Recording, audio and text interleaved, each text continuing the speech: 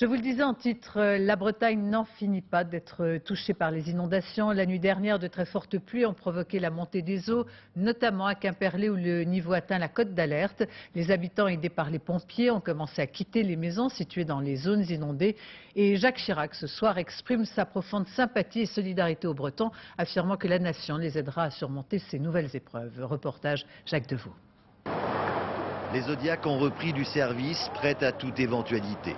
Ce soir, Quimperlé est de nouveau sous les eaux. Au dernier pointage, la Laïta est à 4,83 m, près de 2 mètres au-dessus de son niveau de débordement. Les maisons et les commerces de la basse ville sont une nouvelle fois inondés et la lassitude se fait sentir. Un peu tendu, fatigué, puis un ras-le-bol quoi. Un ras-le-bol parce que bon, on récupère de l'eau en amont qui nous arrive ici. Je sais bien c'est naturel, mais il faudrait peut-être que d'autres communes comme le Fawet et autres prennent leurs responsabilités à faire des barrages et inonder leurs prairies parce qu'on ne va pas sans arrêt récupérer tout ça. Jusqu'à quand ça va durer? Une fois encore, chacun cherche à protéger ses biens comme il le peut de la montée des eaux. Des barrages, parfois dérisoires, sont érigés dans l'urgence. 2 parpaings, ça suffira? S'il n'y a pas assez, on mettra 3.